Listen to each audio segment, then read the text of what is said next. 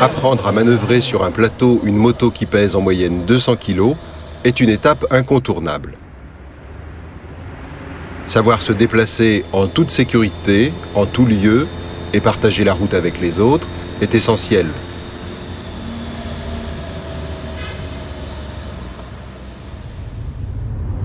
Pour vous guider et vous aider, votre moniteur vous donnera les instructions nécessaires pour votre progression. À la prochaine intersection, vous prenez à droite. Et pour votre sécurité. Attention, la chaussée risque d'être glissante là. Il pourra vous suivre ou vous précéder en voiture ou à moto.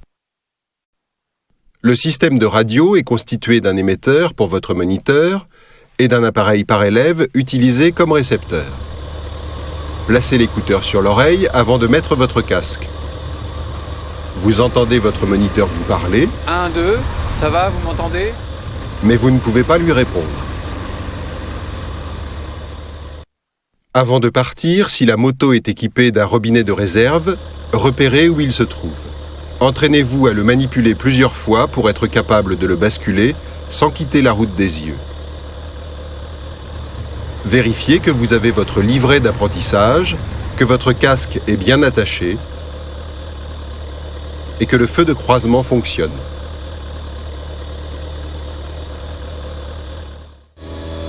Lorsqu'une consigne vous est donnée par radio, faites en sorte que votre moniteur sache que vous avez bien compris. On va prendre à droite. À droite. D'un mouvement de tête affirmatif, par exemple.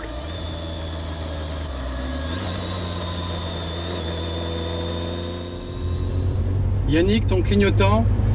Pense à couper ton clignotant. Ok, c'est bon. Si vous n'avez pas compris, secouez la tête pour le faire répéter. Votre moniteur va faire en sorte de vous suivre. Vous n'avez donc, a priori, pas besoin de vous occuper de lui et vous pouvez vous consacrer entièrement à votre conduite. Mais il peut arriver aussi qu'il ne puisse plus vous suivre. Arrêtez-vous, je suis bloqué au feu. Arrêtez-vous assez tôt, sans changer de direction, à un endroit où c'est autorisé. Si ce n'est pas possible immédiatement, arrêtez-vous plus loin si la signalisation le permet. Arrangez-vous pour être visible d'assez loin. Mais ne vous arrêtez jamais sur le trottoir ou un passage pour piétons, dans une voie ou un arrêt de bus,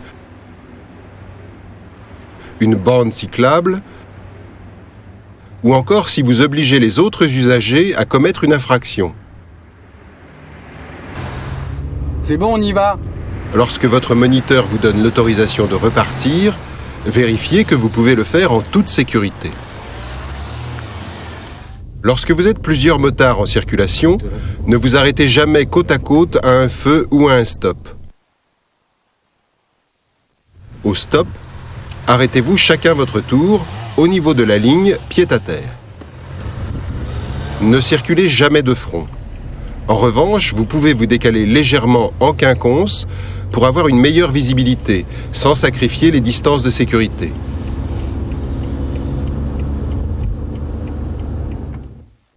Si le premier motard se trompe de direction, suivez-le. Au feu, à droite. Votre moniteur ne pourra pas prendre deux directions différentes en même temps. Arrêtez-vous.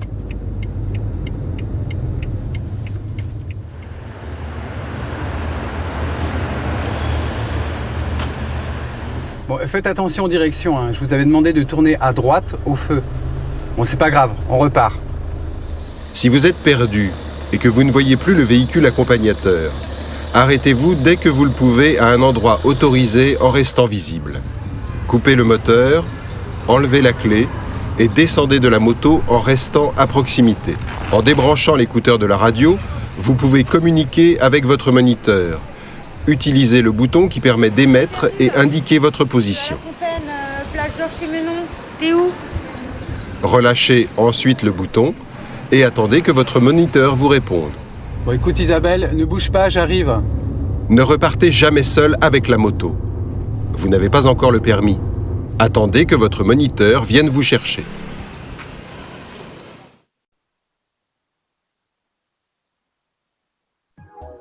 En France, on roule à droite, même à moto. Mais le bord droit de la route n'est pas toujours l'endroit idéal. On peut y trouver toutes sortes de débris et le revêtement y est parfois déformé.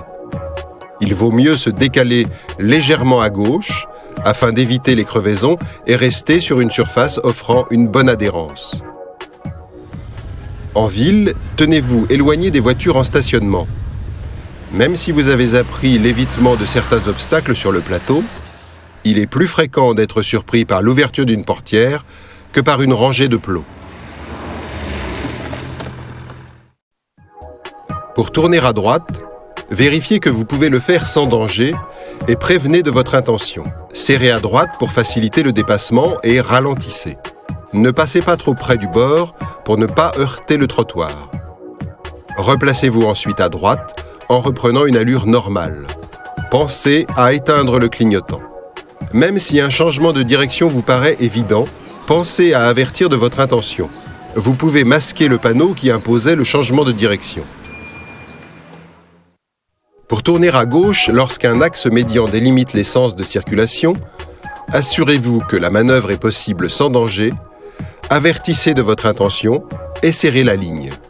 Ralentissez et cédez le passage en face, avancez en ligne droite et tournez lorsque vous êtes devant la voie de circulation que vous souhaitez emprunter. Pour tourner à gauche en l'absence de marquage au sol, vérifiez, avertissez de votre intention et serrez le milieu de la chaussée. Ralentissez et tournez sans couper la trajectoire. Pour tourner à gauche lorsque la route est à sens unique, serrez à gauche s'il n'y a qu'une voie ou prenez la voie de gauche. Lorsque plusieurs voies vont dans la même direction, vous devez rester dans la voie la plus à droite. Cette règle s'applique également pour tourner à gauche, sauf si vous dépassez.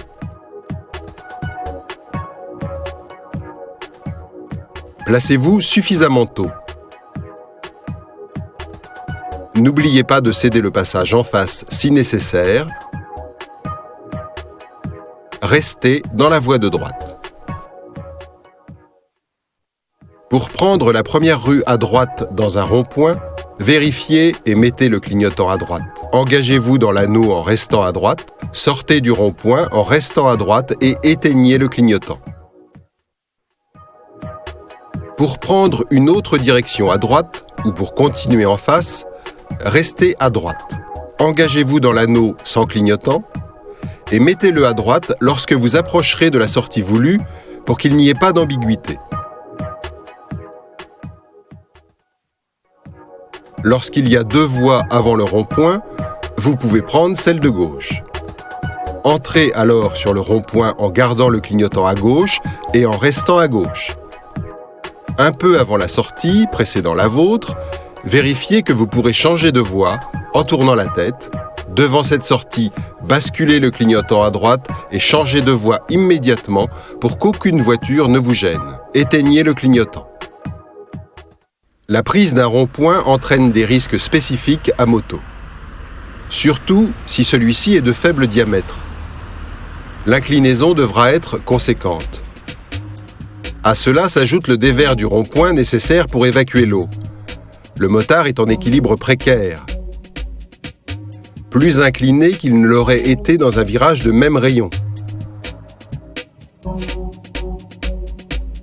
On peut trouver des flaques d'eau ou de gazole dans les ronds-points, surtout à proximité des stations-service. Il y a alors risque de dérapage. La chute sera inévitable. Mais même lorsque le revêtement est adhérent, l'inclinaison de la moto rend tout freinage particulièrement délicat. Rappelez-vous sur le plateau lorsque vous avez voulu freiner de l'avant alors que la moto était inclinée. Vous avez failli tomber à seulement 5 km/h. En arrivant à allure modérée, vous ne risquez pas de surprendre les usagers qui veulent s'engager. Vous pourrez plus facilement réagir face à un refus de priorité ou si vous devez laisser passer quelqu'un.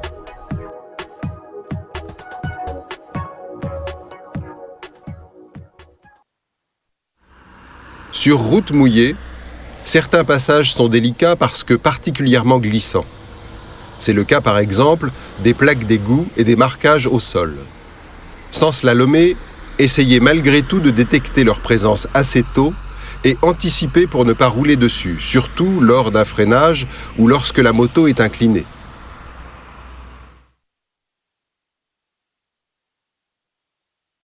Notre vision périphérique est d'environ 180 degrés. Mais l'angle de vue qui permet au conducteur d'évaluer les distances et les vitesses, c'est-à-dire de voir en relief, n'est que de 60 degrés. Quant à la vision nette et en couleur, elle n'est possible que sur 2 degrés. Autant dire juste un point. Le casque masque une partie de la vision périphérique. On pourrait penser que ce n'est pas important puisque cette diminution ne concerne pas l'angle de vision en relief. Et pourtant, même si on ne voit pas nettement ce qui se passe sur les côtés, la vision périphérique permet de détecter les mouvements et donc d'attirer l'attention. Un véhicule débouchant d'une intersection située à proximité, par exemple. En voiture, il y a généralement 3 rétros larges. L'arrière est bien couvert. À moto, il n'y en a généralement que 2, et plutôt petits pour des raisons aérodynamiques. Conséquence, le motard devra bouger la tête pour compenser les angles morts, plus importants. Surtout que la faible largeur d'une moto peut inciter au dépassement par la droite comme par la gauche. La vitesse entraîne un rétrécissement du champ visuel. Le paysage semble défiler plus vite sur les côtés, ce qui le rend flou. Le champ visuel est d'environ 100 degrés à 40 km/h, 75 degrés à 70 km/h, 45 degrés à 100 km/h et seulement 30 degrés à 130 km/h. À vitesse élevée, on ne voit donc que ce qui se passe droit devant soi. Instinctivement, vous vous dirigez vers ce que vous regardez. Même s'il est utile de voir où vous mettez les roues, le regard doit se poser principalement là où vous voulez vous diriger et non sur ce que vous voulez éviter. Le feu stop d'une moto ne se voit pas bien puisqu'il se superpose au feu rouge déjà allumé. Il faut donc anticiper. Les usagers qui suivent peuvent réagir trop tard en cas de freinage. Dès que vous savez que vous allez devoir freiner, à l'approche d'un feu rouge par exemple, regardez derrière vous, dans les 2 rétroviseurs. Si une voiture vous suit d'un peu près, vous savez que vous devrez la surveiller pendant le freinage. Peut-être alors que vous devrez serrer à droite. Plus généralement, si une situation risque de se dégrader, un feu vert depuis longtemps, un piéton ou une voiture dont les intentions sont floues, préparez un éventuel freinage en commençant par regarder comment et par qui vous êtes suivi. Les accidents dans les intersections sont souvent graves pour les motards.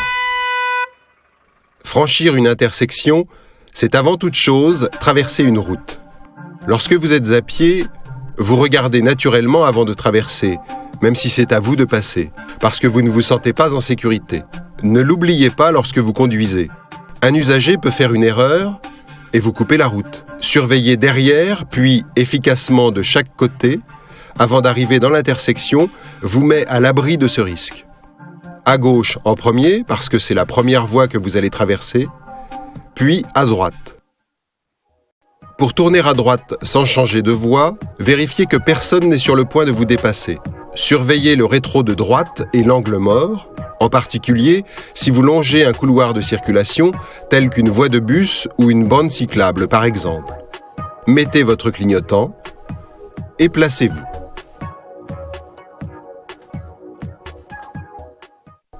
Pour tourner à gauche, sans changer de voie, vérifiez que personne, un 2 roues par exemple, n'est sur le point de vous dépasser. Mettez votre clignotant et placez-vous.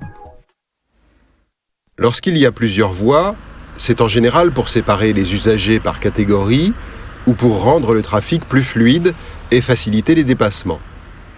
La probabilité est donc plus importante que quelqu'un vous dépasse au moment où vous voulez changer de voie. Pour effectuer un changement de voie à droite ou à gauche, surveillez bien le rétroviseur concerné et l'angle mort, avertissez de votre intention puis changez de voie. Vous prenez à gauche, Surveillez, prévenez, placez-vous. C'est lorsque la circulation est dense que le faible encombrement de la moto devient un atout majeur. Il est tentant de remonter entre les fils pour gagner du temps.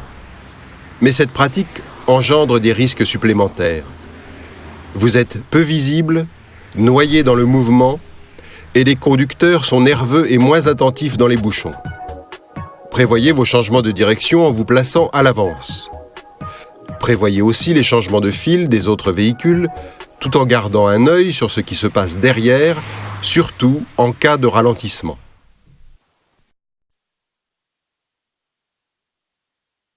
Le temps de réaction est d'environ 1 seconde, peu importe le type de véhicule conduit. Mais tous les conducteurs ne réagissent pas avec la même rapidité. Tous les véhicules n'ont pas les mêmes capacités de freinage. 1 seconde, c'est trop peu. C'est pourquoi il est obligatoire de laisser un intervalle d'au moins 2 secondes entre sa moto et le véhicule que l'on suit. 1 seconde pour réagir et 1 seconde de marge. Si la distance de sécurité est insuffisante, vous risquez de heurter l'arrière du véhicule que vous suivez si celui-ci freine un peu fort. Une distance de sécurité correcte, c'est moins de risques d'accident et moins de frayeur. Vous pourrez vous arrêter à temps.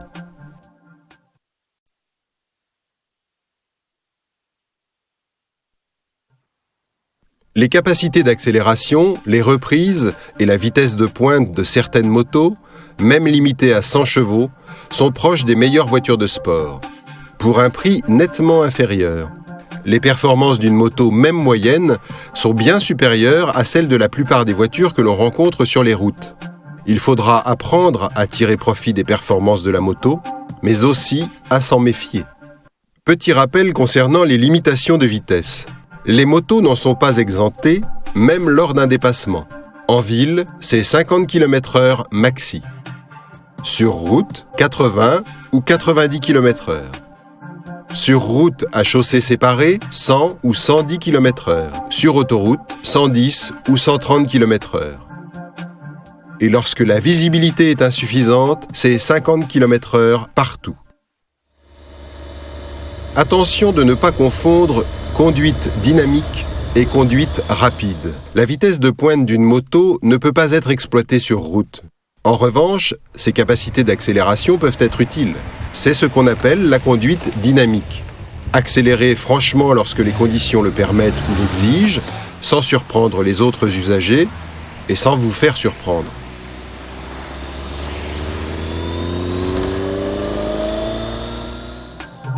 Par exemple, lorsque vous entrez sur l'autoroute, une bonne accélération pourra vous faciliter l'insertion.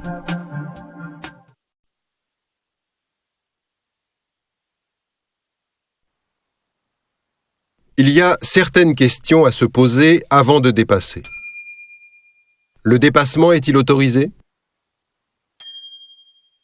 Aurez-vous le temps de dépasser? Aurez-vous la place de vous rabattre? Ne serez-vous pas en excès de vitesse? Est-ce que vous ne risquez pas d'aller trop vite par rapport à la situation? Est-ce que quelqu'un n'a pas eu la même idée que vous? Si le dépassement est autorisé et que tout est clair devant, vérifiez derrière et dans l'angle mort. Prévenez de votre intention. Déboîtez avant que la distance de sécurité ne devienne trop courte.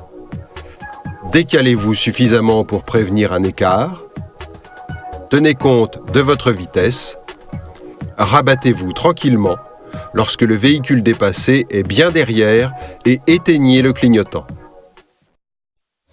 Si vous avez entamé un dépassement, mais que vous vous apercevez qu'il n'est pas judicieux, ne prenez pas de risque. Replacez-vous à droite, sans gêner. Savoir dépasser, c'est aussi savoir renoncer.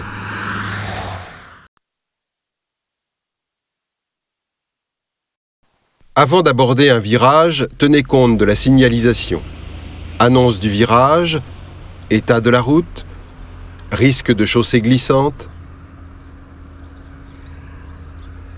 Le faible encombrement de la moto permet d'utiliser la largeur de la voie pour réduire le rayon du virage ou pour rester moins longtemps incliné. À l'approche du virage, freinez, rétrogradez et placez la moto à gauche de la voie pour augmenter le champ de vision et préparer la trajectoire. À l'entrée du virage, posez le regard à la corde, stabilisez l'allure, amenez la moto à l'intérieur du virage près du point de corde.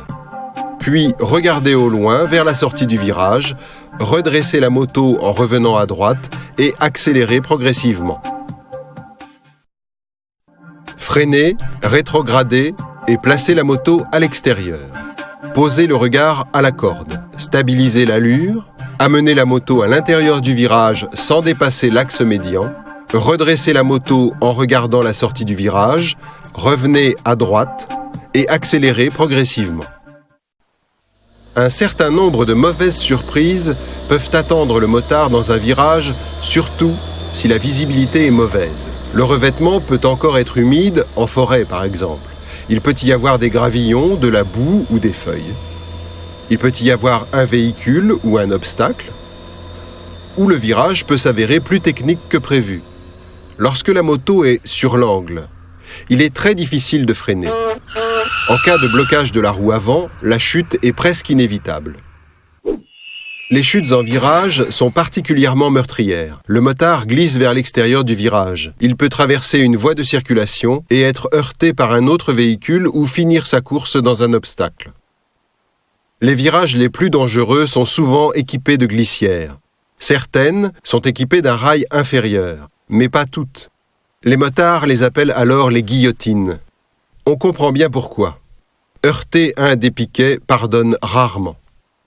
De nuit, les virages deviennent encore plus délicats à négocier. Le faisceau lumineux d'une moto n'est pas très large, même si elle a 2 projecteurs. Le contrebraquage fait qu'à l'entrée du virage, l'éclairage est dirigé vers l'extérieur. Il devient alors difficile de prévoir ce que ce virage nous réserve.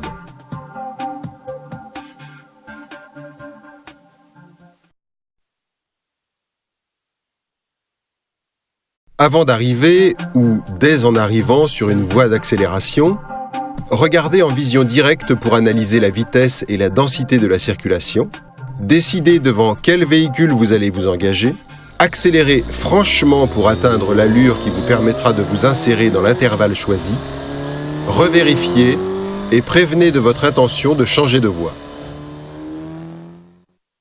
Pour utiliser une voie de décélération, surveillez la circulation derrière vous, avertissez de votre intention de quitter la route, ralentissez si la voie de décélération est courte ou si elle présente une difficulté particulière, entrez dans la voie de décélération au début et ralentissez suffisamment.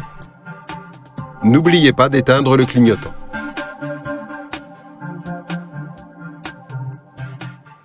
Attention aux risques spécifiques liés aux voies de décélération. Le revêtement peut être de moins bonne qualité que celui de la route quittée. Il peut aussi être moins bien entretenu.